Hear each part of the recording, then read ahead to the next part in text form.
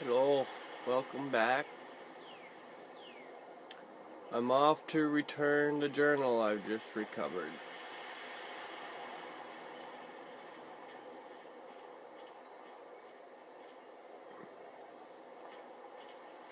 Hopefully I didn't get down here, just a little scratch.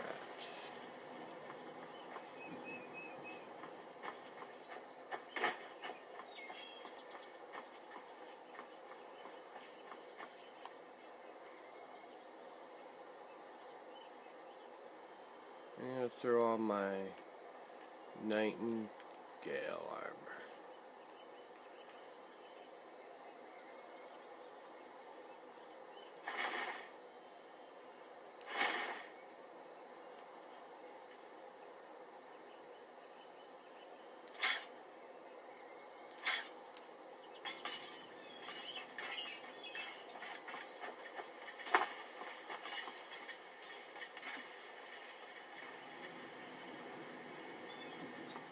What have we got here?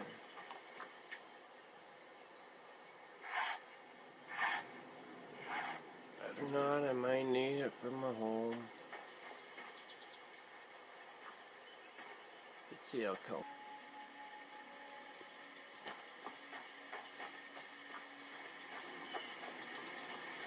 Well, I think I'm just gonna make it back to my mana. Drop off some stuff so I'm not carrying much.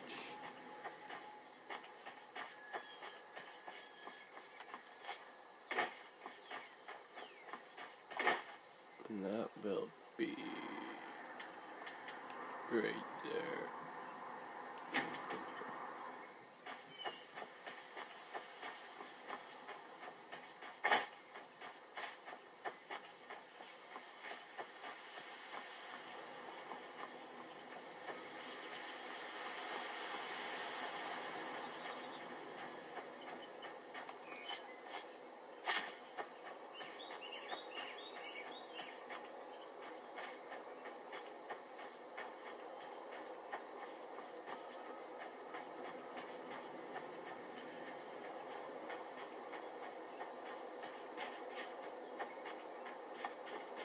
Oh, there's the old house.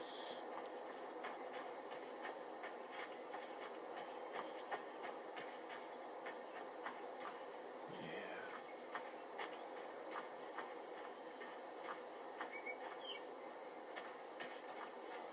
Sweet, sweet.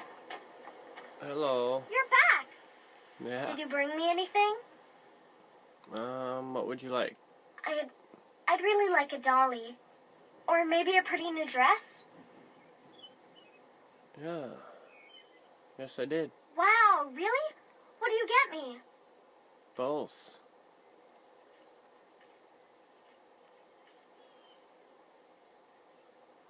Here, have a steel dagger. Thanks. Here, let me go get that doll. I think it's in here.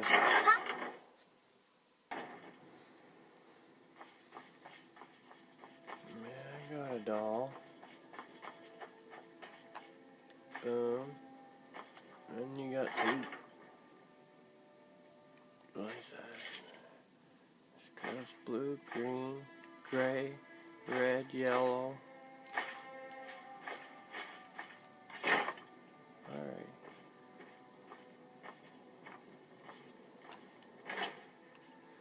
Sure, I keep my wine. No wine.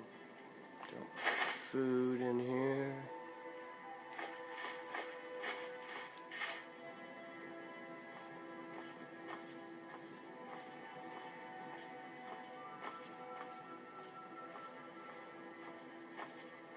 Throw my books in here. There's not much light in this room.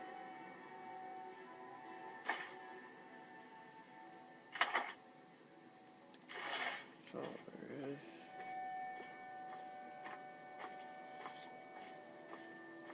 Throw some ingredients in here.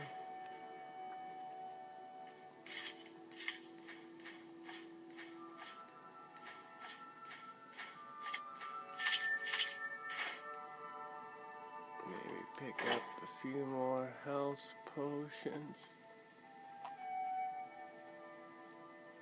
Resist fire, frost, magic, poison, shock, restore health. We'll take 10.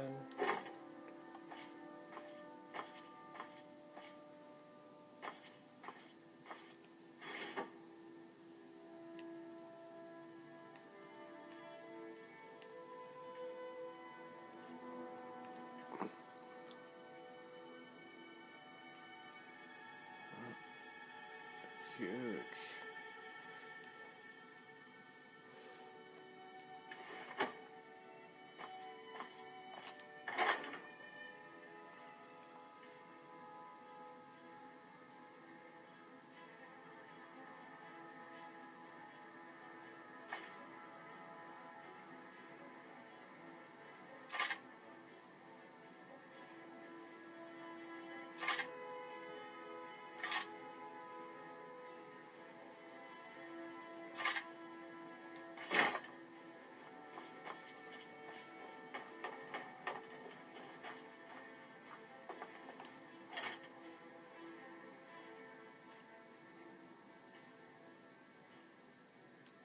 Actually, I'm gonna put them down here now.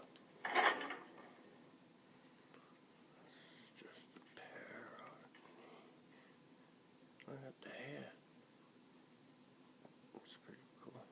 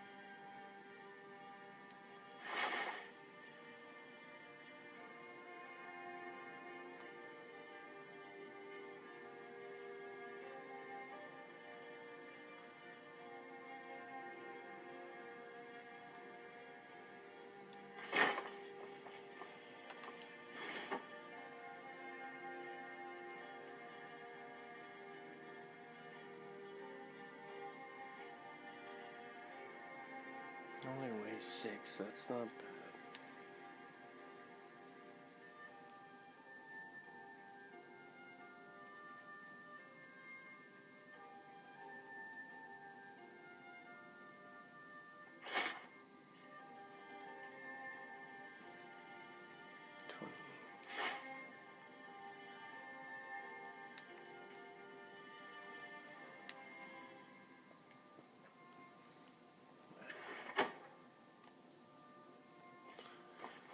Whoa.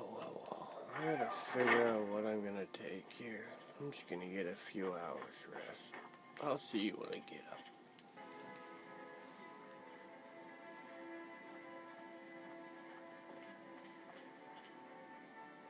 Okay, she's sleeping.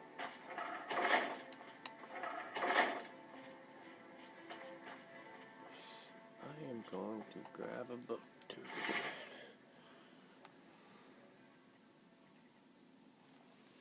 Let's check that. Okay, I'm going to read Last Scabbard of AKRASH.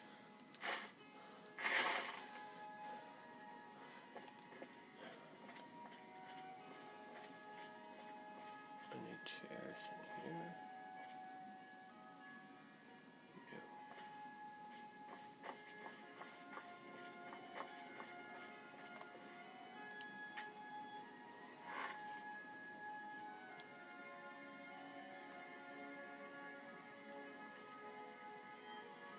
Last Scabbard of AKRASH by Tabar Von Kid. For several warm summer days in the year Third Era 407, a young, pretty dumber woman in a veil regularly visited one of the master armorers in the city of Terre. The locals decided that she was young and pretty by her figure and her poise, though no one ever saw her face. She and the armorer would retire to the back of his shop, and he would close down his business and dismiss his apprentices for a few hours. Then, at mid-afternoon, she would leave, only to return at precisely the same time the next day. As gossip goes, it was fairly meager stuff, though what the old man was doing with such a well-dressed and attractively proportioned woman was the source of several crude jokes. After several weeks, the visit stopped and life returned to normal in the slums of Terre.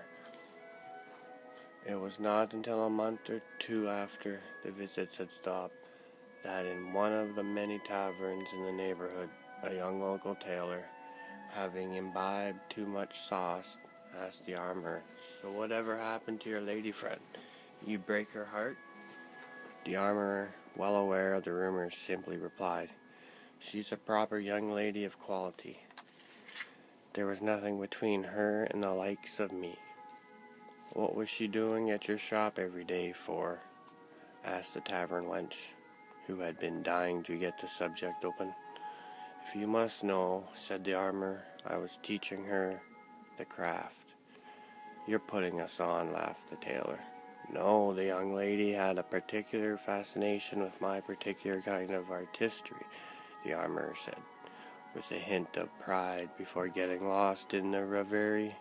"I taught her how to mend swords specifically from all kinds of nicks and breaks, hairline fissures, cracked pommels, quillons, and grips. When she first started, she had no idea how to secure the grips to the tang of the blade. Well, of course, she was green to start off with. Why wouldn't she be? But she weren't afraid to get her hands dirty. I taught her how to patch the little inlaid silver and gold filigree you find on really fine blades, and how to polish it all to a mere sheen so the sword looks like the gods just pulled it from their celestial anvil." The tavern wench and the tailor laughed out loud. No matter what he alleged, the armorer was speaking of the young lady's training as another man speaks of a long-lost love. More the locals in the tavern would have listened to the armorer's pathetic tale, but more important gossip had taken precedence. There was another murdered slave trader found in the center of town, gutted from fore to aft. That made 6 of them total in barely a fortnight. Some called the killer the liberator, but that sort of anti-slavery zeal was rare among the common folk. They preferred calling him the lopper, as several of the earlier victims had been completely beheaded. Others had been simply perforated, sliced, or gutted, but the lopper still kept his original sobriquet. While the enthusiastic hooligans made bets about the condition of the next slave trader's corpse, several dozen of the surviving members of that trade were meeting at the manor house of Sergio Dre's Mingar. Mingar was a minor houseman of House Dres, but a major member of the slave trading fraternity. Perhaps his best years were behind him, but his associates still counted on him for wisdom. "We need to take what we know of this lopper and search accordingly," said Mingar, seated in front of his opulent hearth. "We know he has an unreasonable hatred of slavery and slave traders. We know he is skilled with a blade. We know he has the stealth and finesse to execute our most well-secured brethren in their most secure abodes. It sounds to me to be an adventurer, an outlander. Surely no citizen of Morrowind would strike at us like this." The slave traders nodded in agreement. An outlander seemed most likely for their troubles. It was always true. "Were I 50 years younger, I would take down my blade, AKRASH, from the hearth." Mengar made an expansive gesture to the shimmering weapon. "And join you in seeking out this terror. Search him out where adventurers meet, taverns and guild halls. and show him a little lopping of my own. The slave traders laughed politely. You wouldn't let us borrow your blade for the execution, I suppose, would you, Sergio? Asked Soran Yels, a young toadying slaver, enthusiastically. It would be an excellent use for AKRASH, sighed Mingar, but I vowed to retire her when I retired. Mingar called for his daughter, Pelea, to bring the slavers more Flynn, but they waved the girl away. It was to be a night for hunting the lopper, not drinking away their troubles. Mingar heartily approved of their devotion, particularly as expensive as the liquor was getting to be. When the last of the slavers had left, the old man kissed his daughter on the head, took one last admiring look at AKRASH, and toddled off to his bed. No sooner had he done so than Pelea had the blade off the mantle, and was flying with it across the field behind the manor house.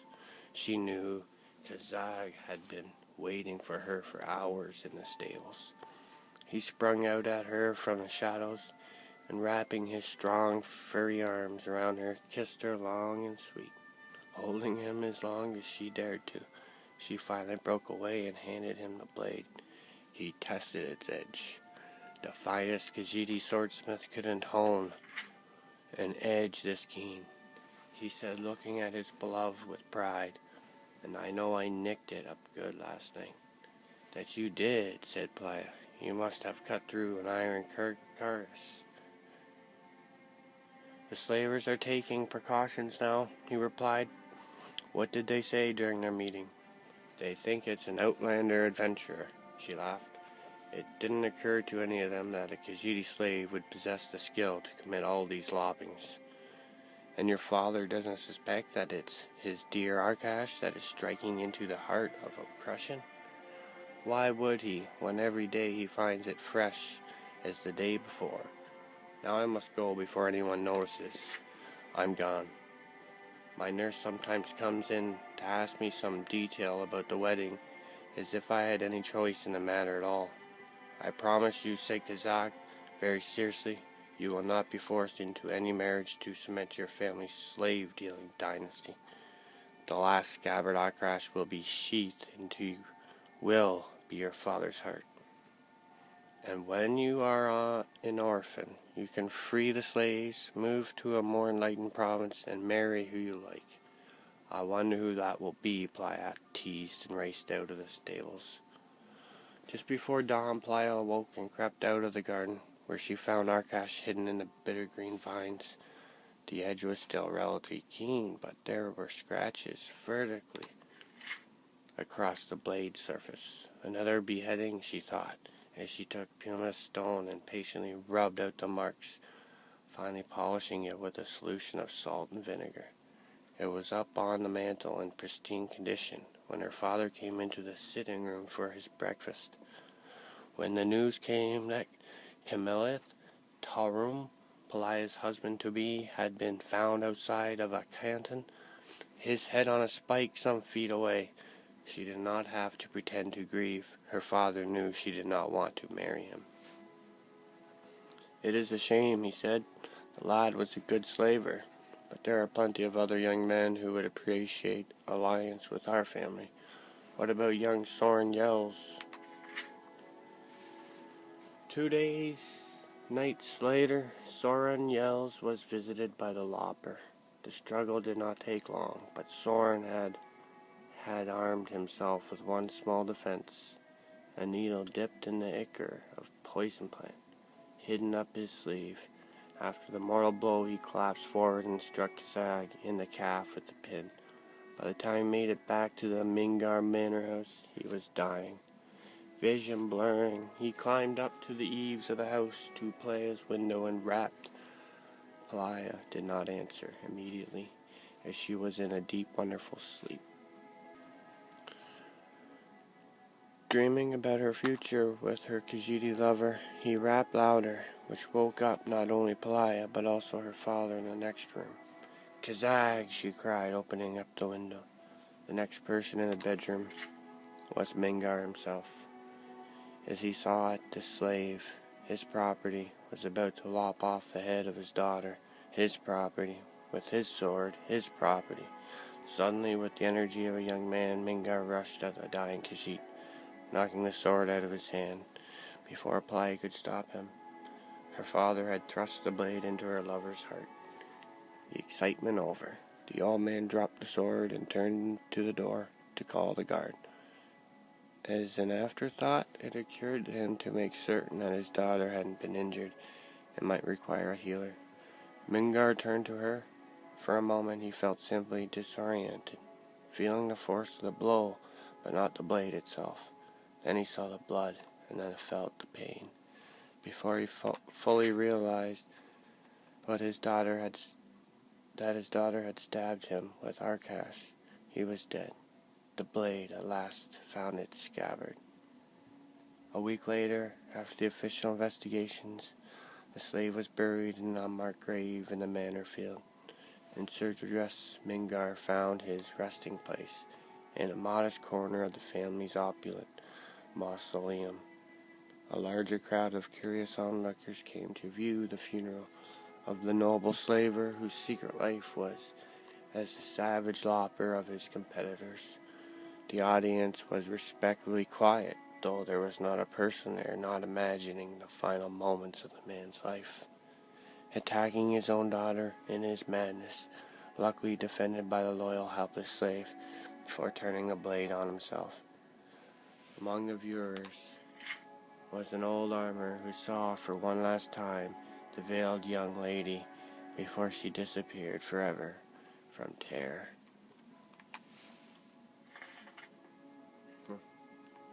Not bad.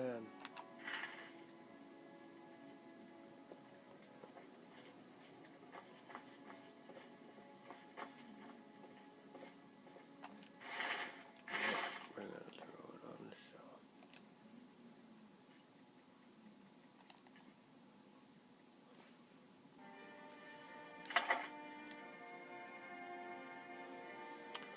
Alright, I'm off to return the journal, Brunel's journal.